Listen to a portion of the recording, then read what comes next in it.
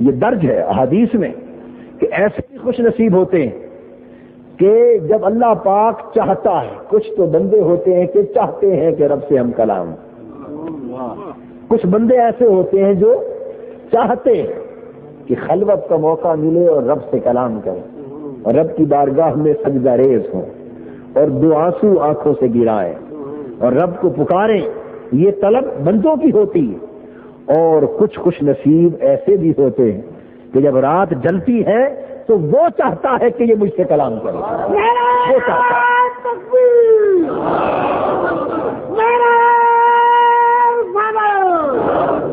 تو وہ چاہتا ہے کہ میرا یہ بندہ مجھ سے کلام کرے، یہ اٹھ کے سجدہ ریز ہو، یہ اٹھ کے روئے اور خلوت میں یہ مجھ سے مانگے اور میں اسے دوں۔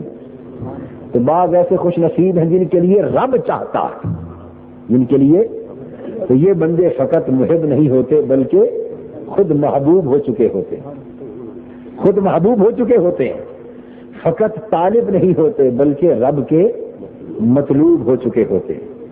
تو جو فقط اللہ کو چاہنے والے ہوتے ہیں وہ تو قرآن مجید کی زبان میں یحبونہ کے درجے پر فائز ہوتے ہیں، یحبونہ کے درجے پر فائز ہوتے ہیں، اور جن کو رب چاہ رہا ہوتا ہے وہ یحبہم کے درجے پر فائز ہوتے ہیں۔ یہ قرآن کہہ رہا ہے، یعنی ہم اپنی طرف سے یہ بات نہیں کہہ رہے، یہ قرآن خود فیصلہ کر رہا ہے کہ کچھ تو وہ ہے جو خود اس کی چاہت اور محبت میں مبتلا ہے، اور کچھ وہ ہیں جنہیں اس کی چاہت اور محبت کا شرف نصیب ہو جاتا ہے۔ تو دو طرح کے بندے ہوتے ہیں، تو کچھ طالب ہوتے ہیں، پکارنے والے ہوتے ہیں، اور کچھ وہ ہوتے ہیں جن کو وہ بلاتا ہے۔ سو کئی بندے وہ ہیں جو غفلت کی نیند سوتے ہیں، پھر کئی وہ ہیں جو سونا نہیں چاہتے، کوشش کرتے ہیں کہ جاگ کے رات کی خلوت میں اس سے کلام کر لیں، اور کچھ وہ ہیں کہ جو بے دھڑک سوتے ہیں وہ فرشتوں کو بھیج کر جگاتا ہے۔ حدیث پاک میں ابھی حضور علیہ الصلوۃ والسلام کے معراج کی بات نہیں کر رہا، آقا کی امت کے کچھ لوگ ایسے ہیں کہ جنہیں جگانے پر فرشتوں کو متعین کیا جاتا ہے۔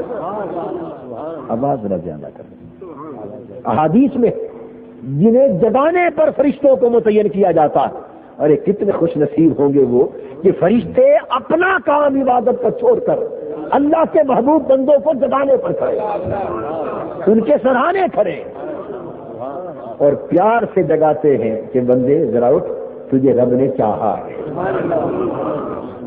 تیرے رب نے ہمیں بھیجا ہے کہ اس کو جگا دے، تیرا رب تجھ سے بات کرنا چاہتا ہے۔ اللہ اکبر، کتنے خوش نصیب ہیں وہ لوگ۔ تو ایسے لوگوں کا سونا بھی ہم جیسوں کے جاگنے سے کروڑ درجے بہتر۔ حضرت سلطان العارفین سلطان باہو رحمۃ اللہ علیہ فرماتے ہیں، کچھ جاگن کچھ جاگ نہ جانے، کہ کچھ جاگ دیا بھی ستے ہو۔ کچھ جاگن فرماتے ہیں 5 قسموں کے بندے ہوتے ہیں، کچھ جاگن یہ بات ساری رات کی ہے، بات ساری رات کی، کچھ جاگن کچھ جاگ نہ جانے، کچھ جاگ دیا بھی ستے ہو۔ یعنی کچھ لوگ وہ ہوتے ہیں جو جاگتے ہیں، کچھ وہ جنہیں جاگنا نہیں آتا، خواب غفلت میں مبتلا رہتے ہیں، نہیں جاگ سکتے، تو کچھ جاگ دیا بھی ستے ہو، اور کچھ وہ ہیں جو جاگتے تو ہیں لیکن سوئے رہتے ہیں، یعنی ان کی آنکھیں جاگتی ہیں دل سوتے ہیں، آنکھیں جاگتی ہیں دل سوتے ہیں۔ 3 قسمیں ہو گئی کہ کناں نو رب ستیاں ملیا تے کئی جاگ دے دی گئے بٹھے ہو۔ تو کچھ وہ ہیں کہ جو سوتے ہیں اور سوتے میں رب مل جاتا ہے، جنہیں سوتے میں رب مل جاتا ہے، سوتے میں رب مل جاتا ہے، یہ وہی ہے جنہیں خود بلا کر جگاتا ہے، فرشتے بھیج کر جگاتا ہے، تے کئی جاگ دے دی گئے بٹھے ہو۔ اور کئی وہ ہیں جو جاگتے ہیں اور جتنا جاگتے ہیں اتنا لوٹ جاتے ہیں۔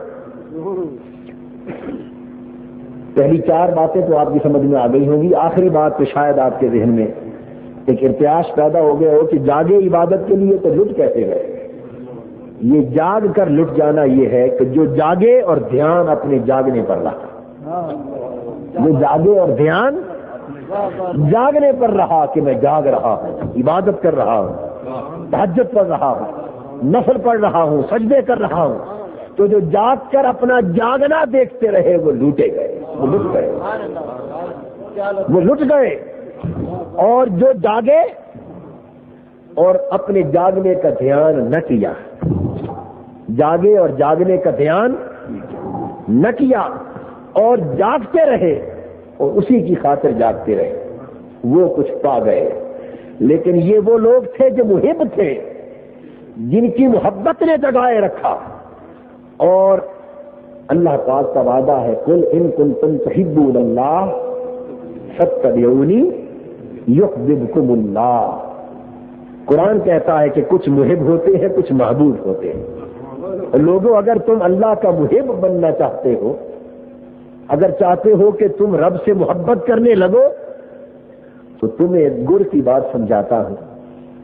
اللہ پاک نے فرمایا اگر چاہتے ہو کہ تم مجھ سے محبت کرنے لگو تو پھر میری محبت تمہیں مل سکتی ہے۔ کیسے؟ فاتبعونی، میرے محبوب کے غلام بن جاؤ۔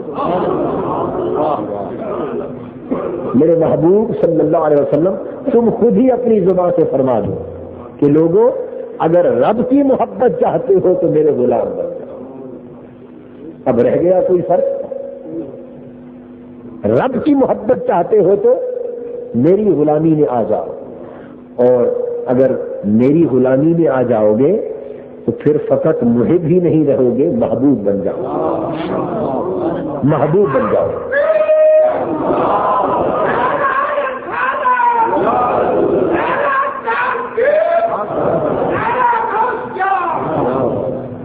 تو یہ وہ بات ہو گئی کہ جو نبی کے قریب ہوتا ہے رب اس کے قریب ہوتا ہے۔